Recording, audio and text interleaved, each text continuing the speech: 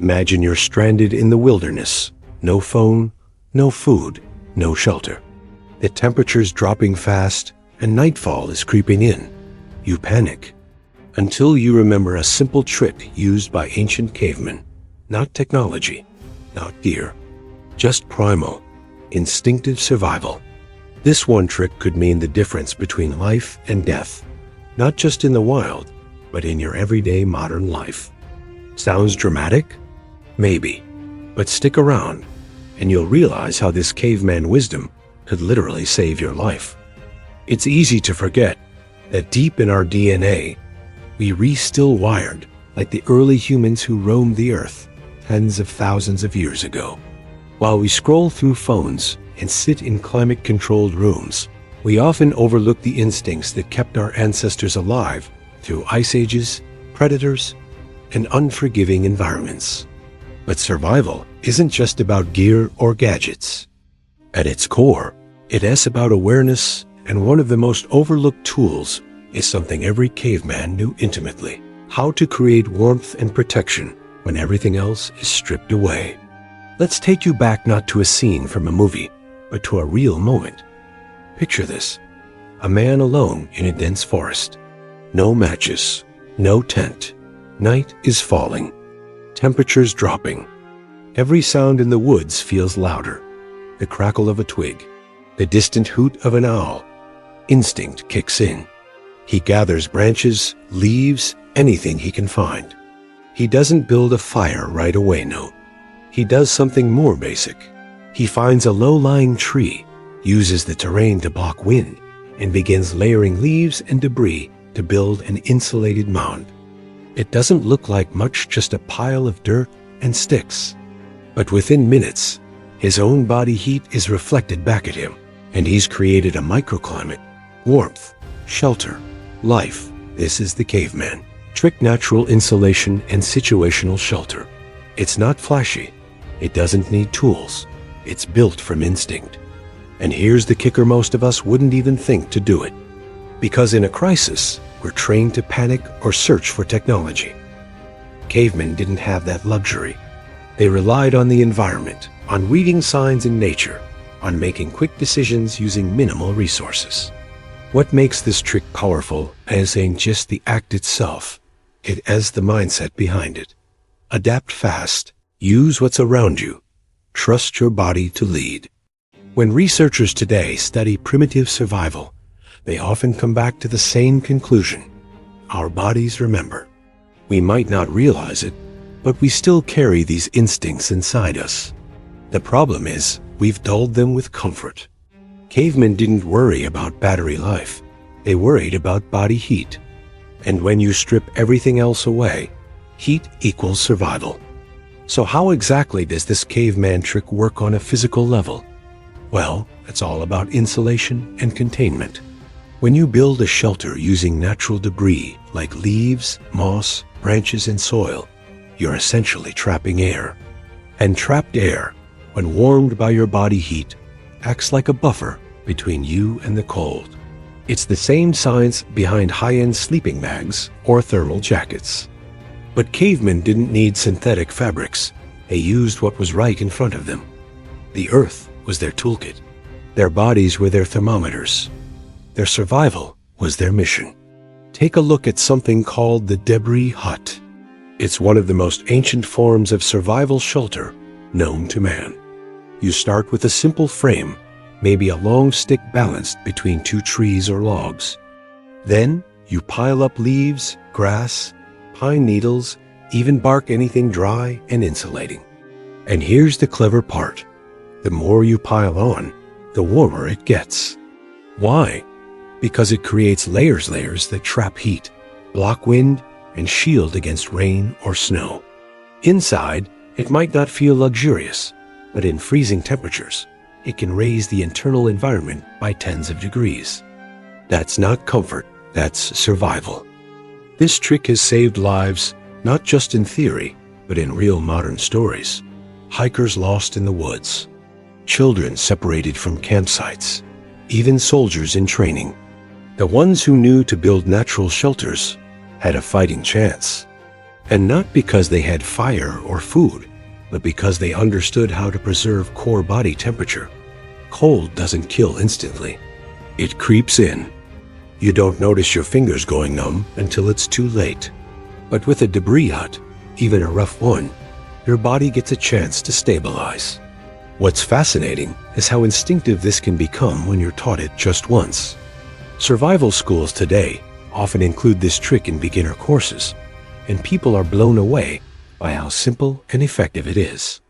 It reawakens something, a primal memory. That feeling of, I can take care of myself, even when everything else fails. And in today's world, where dependence on tech is everything, that's a powerful realization. Now let's zoom out for a moment. Why does any of this matter to someone who's never planning to get lost in the woods?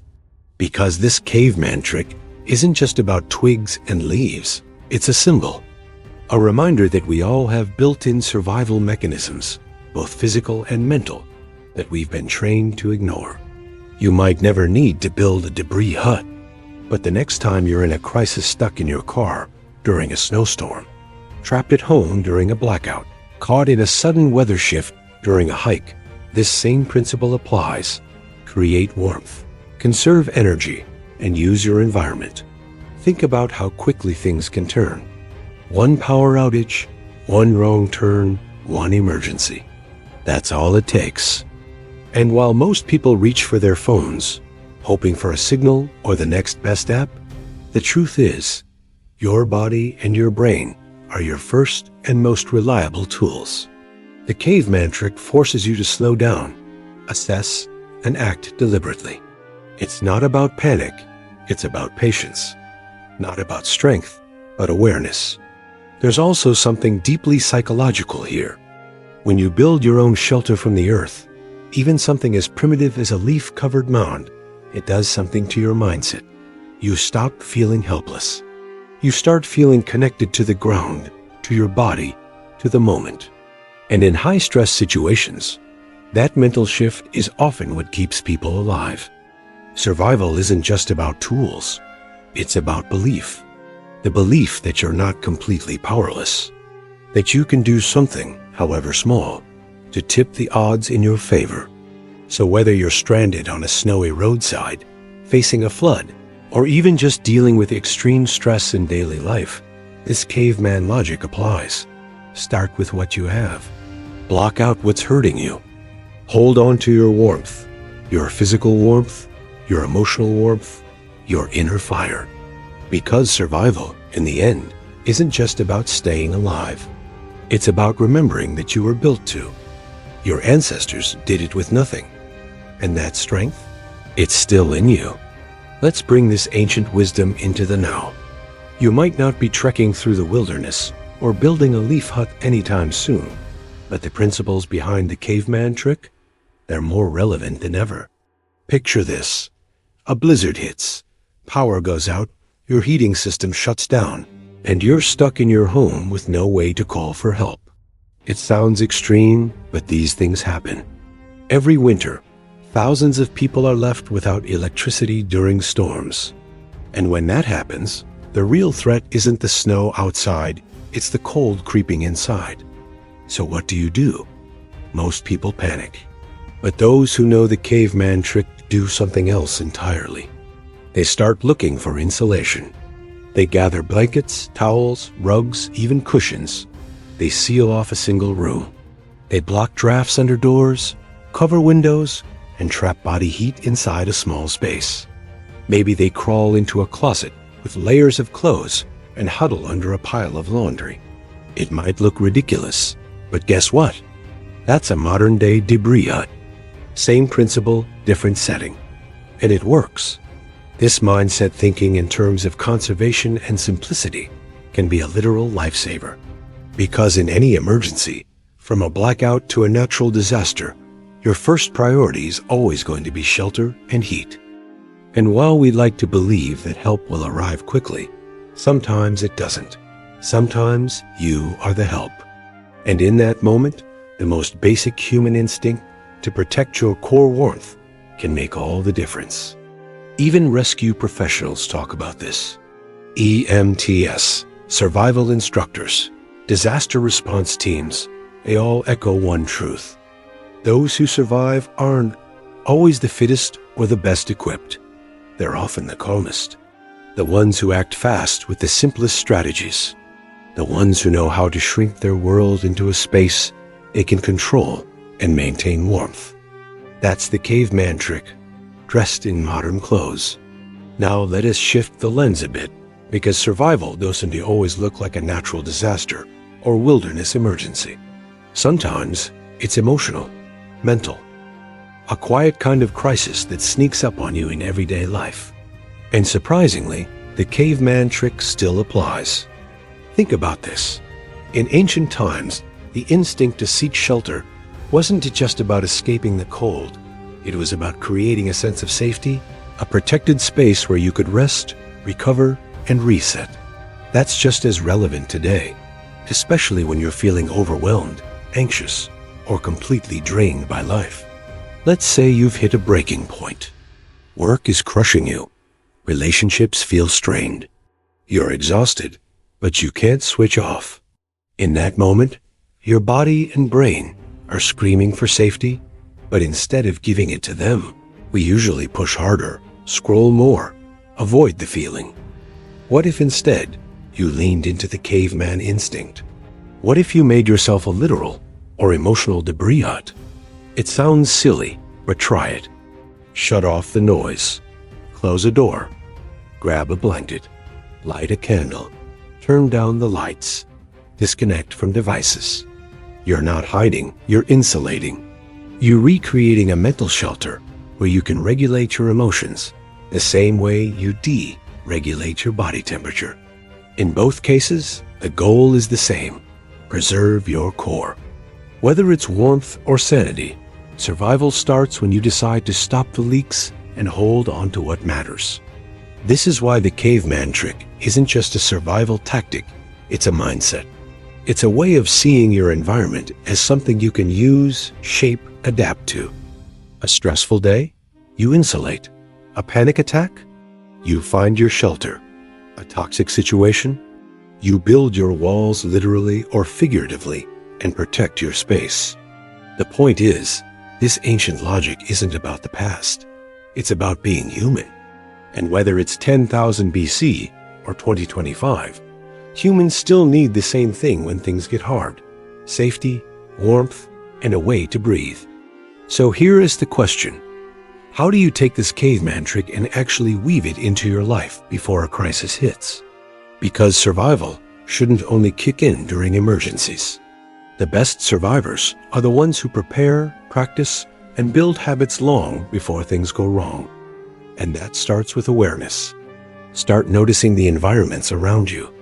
When you enter a room, ask yourself, where's the warmth? What can I use if the power suddenly went out? How could I create a small, insulated space right here, right now, with just what's around me? It might feel unnecessary, but it builds a reflex, and that reflex can save time when time matters most. It also builds confidence.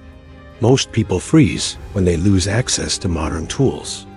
The phone dies, the lights go out, GPS stops working, and suddenly they feel helpless.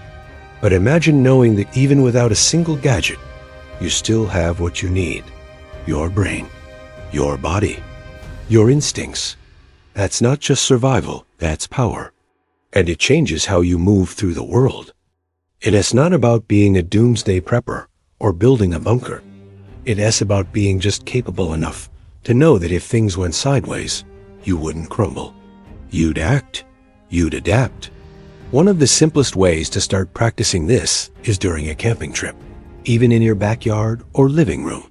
Try making a mini debris hut with kids or friends. Challenge yourself to warm up without a heater. Spend an evening without electricity. These little exercises tap into your primal side, and they're a great way to teach others too. Because the more people who understand this trick, the more resilient we all become. Not just in emergencies, but in daily life. Stressful meeting?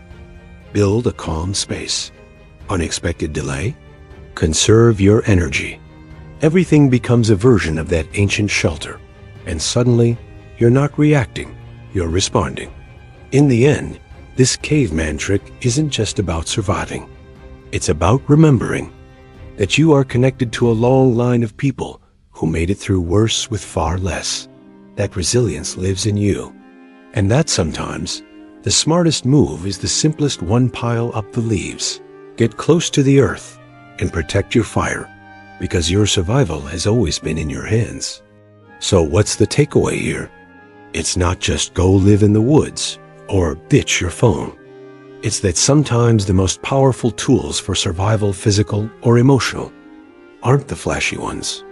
They're the quiet ones, the ancient ones, the ones buried deep in your instincts that remind you how to stay grounded when everything feels like it's falling apart. Whether you're facing a blackout, a crisis, or just a really hard day, the caveman trick teaches you this. You already have what you need. You just need to remember how to use it. Next time things get chaotic, pause. Scan your environment. Ask, what can I use right now to preserve my energy, protect my peace, and hold onto my internal warmth? That's the beginning of every survival story, just that one question. And the more often you practice it, the less helpless you'll feel when life throws something your way. If this resonated with you, if it sparked something primal, something curious, then you're already doing it. You're already reconnecting. And maybe that's what we need more of. Not more tools, but more trust.